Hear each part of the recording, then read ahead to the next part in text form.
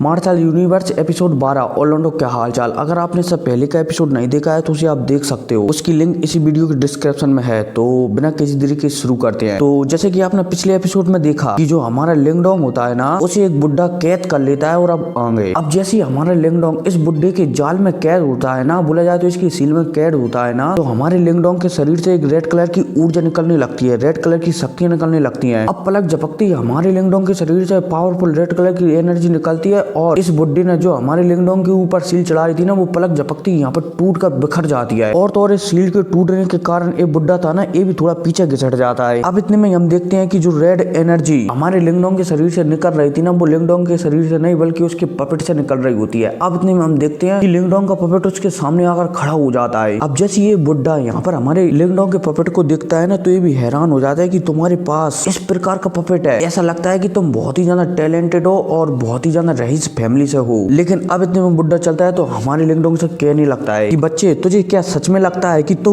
इस पपेट के सहारे मुझे रोक सकता है? लेकिन हमारा लिंगडोंग चलता है तो इस बुड्ढे की बात को एकदम नजरअंदाज कर देता है और पपेट को आदेश दे देता है कि इस बुड्ढे को खत्म कर दो। और भाई साहब, पपेट को आदेश मिलते ही पपेट चलता है तो वो तेजी से इस बुड्ढे के ऊपर हमला करने लगता है। अब इसके बाद हमें बताया जाता है कि ये बुड्ढा पपेट से एकदम लगातार फाइट कर रहा है, लेकिन ये बुड्ढा है ना, ये बहुत ही ज्यादा पावरफुल है, इसलिए लगातार पपेट को हराता जा रहा है। अब ऐसी फाइट इस बुड्ढे के बीच और इस पपेट के बीच ऐसी चलती रहती है। इधर हमारा लिंगडोंग चलता है तो वो एंशिएंट डिबोरिंग टेक्निक का उपयोग करने लगता है। और भाई साहब, जब ये बुड्ढा हमारे लिंगडोंग को एंशिएंट डिबोरिंग टेक्निक का उपयोग करते हुए दिखता है ना, तो ये बुड्ढा चलता है तो अपनी पावर बढ़ाता है और इस पपेट को पीछे फेंक देता है। अब इतने में बुड्ढा चलता है तो तुरंत हमारे लिंगडोंग के पास आता है और अपनी छड़ी से लिंगडोंग के ऊपर हमला कर देता है। अब जैसे ही इस बुड्ढे का हमला हमारे लिंगडोंग में लगता है ना, तो लिंगडोंग पीछे फेंकता हुआ चला जाता है। और तो और ये बुड्ढा है ना, ये लिंगडोंग से एक टोकन भी छीन लेता है। अब जैसे ये बुड्ढा लिंगडोंग से एक टोकन छीनता है ना, तो ये यहाँ पर मन में सोचने लगता है कि कहीं ऐसा नहीं वो एंशिएंट डिबोरिंग टेक्निक ये कैसे हो सकता है? ये तो एंशिएंट डिबोरिंग टेक्निक का सिमिलर वर्जन है। मतलब कि जो अभी हाल हमारा लिंगडोंग जिस टेक्निक का उपयोग कर रहा था ना, वो टेक्निक एंशिएंट डिबोरिंग टेक्निक नहीं बल्कि उसी का एक सिमिलर वर्जन था। मतलब कि सिमिलर वर्जन नहीं, मतलब कि उसी की शक्तियां निकल रही थी। अब जब बुड्ढा ये देखता है कि ये एंशिएंट डिबोरिंग टेक्निक नहीं बल्कि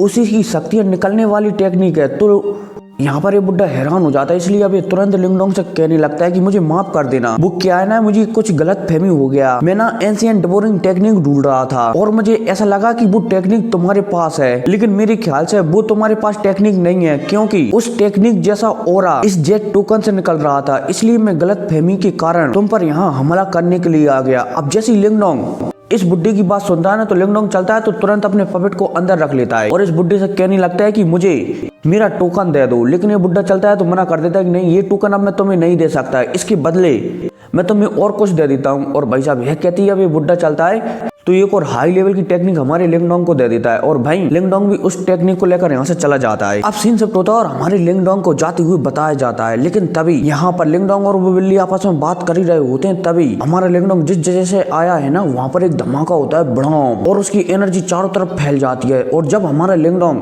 अपने पीछे इतना बड़ा धमाका होता हुआ दिखता है ना, तो लिंगडोंग चलता है तो तुरंत मुड़कर दोबारा से वहीं पर पहुंच जाता है। अब जैसे ही हमारा लिंगडोंग यहाँ पर पहुंचता है ना, तो हमारा लिंगडोंग यहाँ पर लिंजी को दिखता है और उस सामने बुड्ढे को भी दिखता है। अब यहाँ पर लिंजी चलती है तो इस बुड्ढे से कहने लगती है कि मैंने तुम्हें उन एरों की सुरक्षा के लिए वहाँ पर रखा था और तुम यहाँ पर क्या कर रहे हो? और भाई साहब, बुड्ढा चलता है तो यहाँ पर लिंजी से कहने लगता है कि मुझे एंशिएंट डिबोरिंग टेक्निक को बहुत जल्द पाना है, इसलिए मैं उसे लेने के लिए यहाँ पर आया हूँ। अब जैसी लिंजी यहाँ पर ये सुनती है ना, तो ये बुड्ढे से कहने लगती है कि बकवास बंद करो और वो एरी की रक्षा करो। लेकिन अब ये बुड्ढा चलता है तो ये मना कर देता है कि नहीं, अब मैं एरी की रक्षा किसी भी कीमत पर नहीं करूंगा। और भाई साहब, यह कहकर अब ये बुड्ढा चलता है तो यहाँ पर लिंजी पर हमला करने लगता है और वहीं लिंजी से थोड़ा बहुत और समझाती है और लिंजी चलती है तो वो भी इस पर हमला करने लगती है। लेकिन लिंजी की पावर बहुत ही ज्यादा पावरफुल थी, इसलिए वो इस बुड्ढे को बुरी तरह से धो रही होती है। लेकिन इतने में अब ये बुड्ढा चलता है तो अपनी ब्लड का उपयोग कर अपनी पावर बढ़ाने लगता है। लेकिन अब इतने में लिंजी चलती है तो वो भी अपनी पावर बढ़ाती है और इस बुड्ढे को दोबारा ढोने लगती है। लेकिन अब इतने में बुड्ढा चलता है तो यहाँ पर एक टेक्निक का उपयोग करने लगता है। अब इससे पहले बुड्ढा किसी टेक्निक का उपयोग करता ना, उससे पहले लिंजी चलती है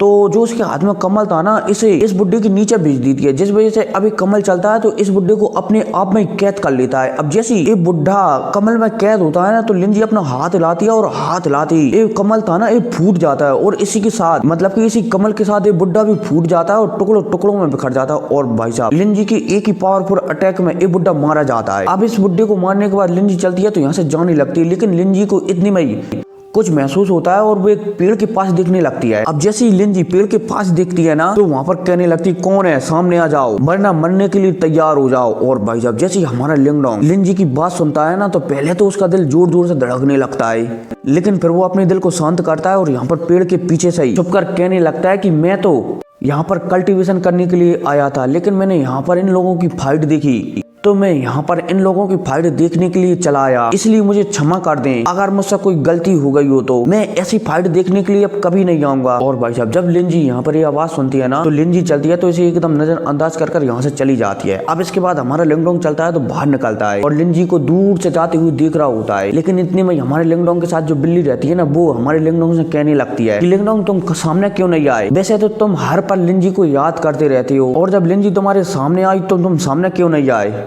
तो लिंगडोंग भी कह देता है कि अभी मैं उस काबिल नहीं हूँ कि लिंजी के सामने आ सकूं, जब मैं एक दिन काबिल बन जाऊंगा तब मैं जरूर लिंजी के सामने आऊंगा। अब इसी के साथ सीन सब होता है और हमें फिर हमारे लिंगडोंग के शहर को बताया जाता है, जहाँ पर जो कंपटीशन होने वाला है ना फैमिली के अंदर, उसकी एकदम पूरी तरह से तैयारियां हो चुकी थी और हर व्यक्ति एकदम उत्साहित था कि इस कंपटीशन को मैं जीतूंगा, इस कंपटीशन में ऐसा होगा वैसा होगा, ए वो। और फिर क्या इसी कहने और करने के साथ ये एपिसोड खत्म हो जाता है। लेकिन आप बैटल थ्रू द हेवंस का नोवेल सुनना चाहते हो ना, तो मेरे सेकंड चैनल पर जाकर सुन सकते हो, उसकी लिंक मैं डिस्क्रिप्शन में दे दूंगा। उस पर ऑलमोस्ट मैं बैटल थ्रू द हेवंस खत्म ही करने वाला हूँ, इसलिए उस पर आपको पूरी की पूरी नोवेल मिल जाएगी। तो मिलते हैं अगली वीडियो में, टेक केयर।